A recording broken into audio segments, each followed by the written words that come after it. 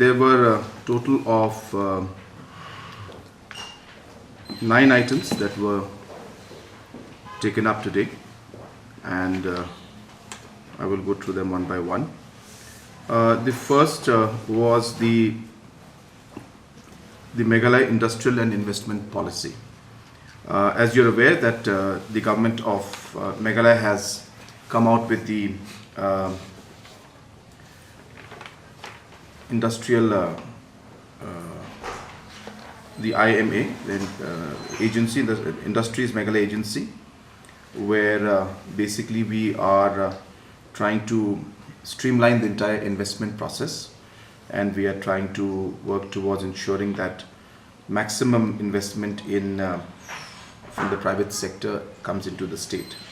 And hence, in order to achieve that goal, we have come out with the new industrial and investment policy, and this has also been aligned with the Northeast policy that has come in recently, which was announced by Government of India last week. And in this new industrial policy, there are different areas of incentives that we are giving, whether it is from the capital investment that we'll be providing to interest subsidy,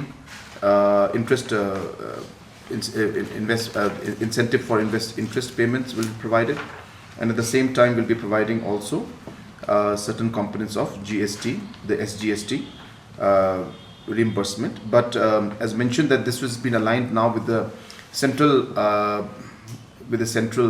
government's policies, and hence it will be matched with that, and it will be a net effect, which means that if the policy of the state government is to give about say 1 crore as investment, and if that as incentive, and if out of that 50 lakh comes as incentive from central government, then the net amount is what the state government will pay.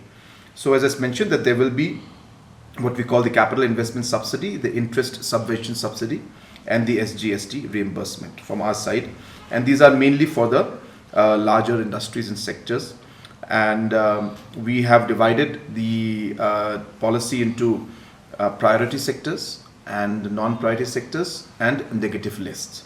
And hence the sectors like tourism, food processing, education, IT, these are important sectors for us, which will be part of the investment policy and the and this entire industrial policy that we have. And there will be some list of negative industries which we will not be providing incentives to. Apart from that, we have also worked out the policy in such a manner that we are able to promote our local entrepreneurs also, and hence some components have been provided where there will be some areas of procurement preferences being given to the local entrepreneurs and suppliers. Transportation subsidy, again for products being bought or raw materials being bought from within the state. We are giving what we call green incentive for people who will construct for example water harvesting structures, water cleaning structures, even solar powered structures, and energy. So there will be subsidy for those also, and we are also looking at a very large component of employee related incentives. So there will be aspects of the EPF which will be refunded to a certain extent for the local domicile, and then there will also be incentive for setting up of different industrial parks also in the state. At the same time, I also want to share with you that overall the industrial policy is really focused towards two aspects. One aspect is to create employment and to promote the priority sectors, as I mentioned, which is tourism and agriculture, food processing, education, IT, so on and so forth. And second is also to encourage the local procurement of raw materials from within the state of Meghalaya. So these are the two main priorities with which we are moving forward, and we have also made some certain conditions in this, that the local employment in the unskilled sectors, once the subsidies are given, should be to the tune of 90% from the local local population, and wherever the specific skills are required, where for example if you require an optical fiber engineer or a special cook for some specific kind of food that is there, and if those skills are not available, so we are giving some space and room where for at least 2 years only 25% will be required to be employed locally, but in 2 years time that number has to go up to 50% at least. So these are for, as I said, specialized areas of certain managerial level or certain skill sets which may not be available here.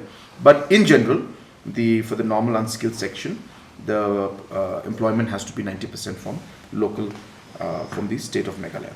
We will be giving a press release on the details of all these aspects of the new industrial policy. It's a very, very aggressive policy, and it will be one of the more aggressive policies in the country, I should say. And this is again aligned with the state's objective of achieving a $10 billion economy. As we have mentioned, that we need to touch at least a minimum investment of $1 billion from the private sector. And with this particular program being in line, we are expecting that we should cross $10 billion, more than $1 billion, about 10,000 crores of investments is what we are targeting in the next 3 to 4 years through this policy and through the policy of Government of India and through many other interventions that the state government has initiated.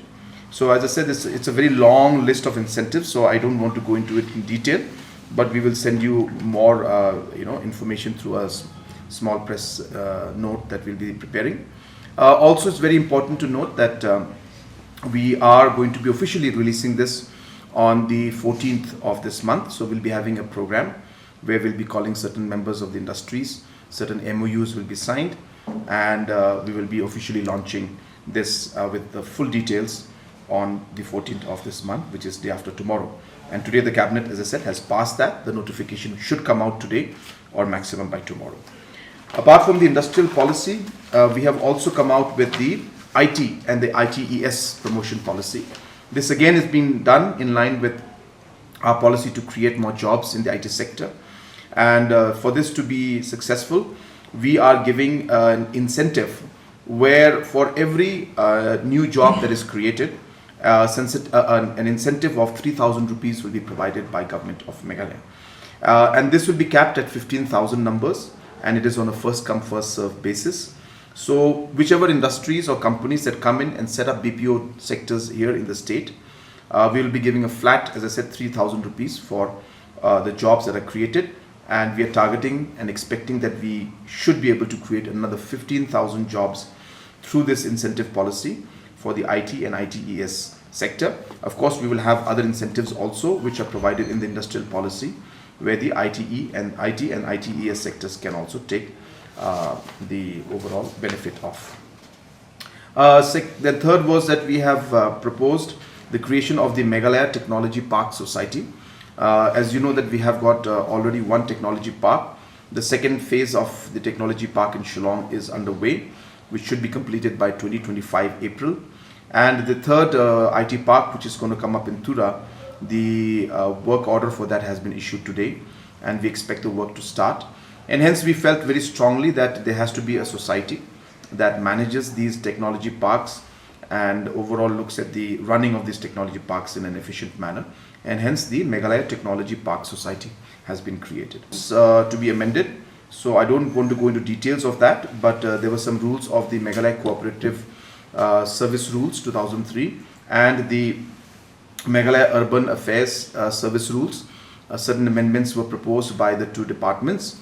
There were just minor changes, but it's overall ensuring that the streamlining of these two departments would take place, and hence those rules have been today amended and passed by the cabinet.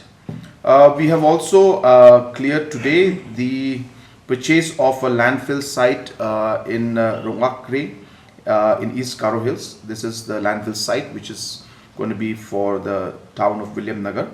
And as you are all aware that these new sites will not be technically landfill sites, but they will actually be sites where recycling and segregation of waste will take place. You are aware that yesterday we had laid the foundation stone for the biomining of Martin, and the work for this has already been allotted to one agency, and we expect the work to to start this week itself. And the same agency will also be working in Tura. So in similar lines for the new landfill sites also, though they are called landfill sites, but technically they will be recycling and segregation sites. So that has been cleared also by the cabinet today. We also did a small notification where in the state disaster and local disaster list, which includes many disasters under the SDRF, we have also included accidental drowning as one of the disasters, so that anybody who or any family that loses a dear one because of a drowning incident will also be eligible for the funds of roughly about 4 lakhs, if I'm not wrong, by the SDRF, which is given to the next of kin. So drowning, accidental drowning, has also been included in that list today with the approval of the cabinet. The last approval was taken for the extension of the RDSS scheme. So under the RDSS scheme, there are certain habitations which need to be further brought into the network of the electrification, those villages which have been left out. Government of India has approved that list, and the government is waiting for the official clearance and approval from the cabinet of the Meghalaya government. And once this is done, it will be sent to the central government, and this project to further connect some of the unelectrified habitations will also be taken up under the RDSS scheme. So this approval also was made today. So these were the 9 proposals and items that were taken up in the cabinet today.